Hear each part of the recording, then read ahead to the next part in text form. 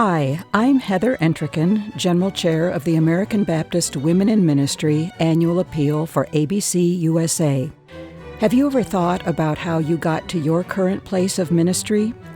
Who influenced you along the journey? What advice might you give to others as they perhaps struggle to find their way in ministry? You are not alone.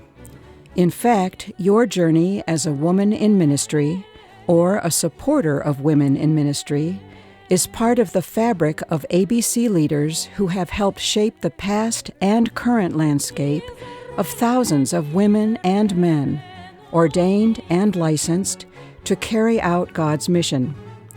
We know that mentors play an enormous role in helping women recognize and fully live out their God-given calls. This and other mentor stories highlight the importance of advocating and strengthening mentoring relationships throughout our journey together.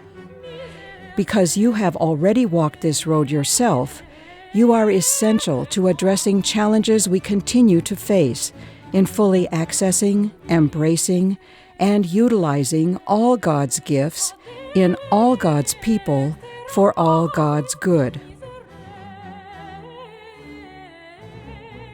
The first time I was asked to perform a funeral, it was for a well-loved pillar of our church. Our senior pastor was on vacation, so the responsibility fell to me, a fairly recent minister of Christian education and evangelism. It could have been awkward or even embarrassing if I had to scour seminary notes or online resources to find out the list of duties. But my colleague had prepared me. Even in the short time we had worked together, he had made sure I accompanied him as he did a funeral, explaining to me how he did things from interviewing the family to remaining with the casket as it was transported. He told me to do things my way, but I knew what was expected of me, and I was not nervous even that first time. That colleague, the Reverend Dr. Robert Harvey, senior pastor of the First Baptist Church of Westfield, gave me many tips in the 10 years we worked together. He introduced me to the local ministerium and to the Regional Ministers' Council, encouraging me to always stay connected to colleagues. He set clear boundaries with me and with congregants as an act of self-care and mutual respect. He never interfered when issues were going on, but coached me in how to deal with them. And if he heard complaints that seemed valid, he used them as opportunities for me to improve, as when a number of congregants could not hear me preach, and Bob suggested that I learn the breathing exercises that singers use so that I could project better. Now, throughout my church life, a number of male ministers had said to me, "I have no problem with women in ministry," but none of them encouraged me to pursue ministry.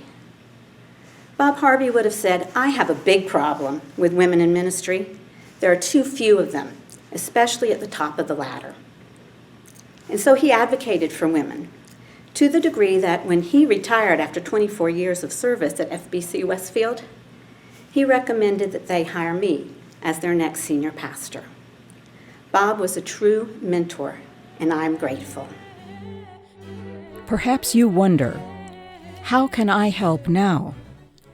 Through American Baptist Women in Ministry's Access for Excellence initiative, your mentor story, like this story, regional participation, and/or financial gift can support our mission to open doors for current and future women in ministry.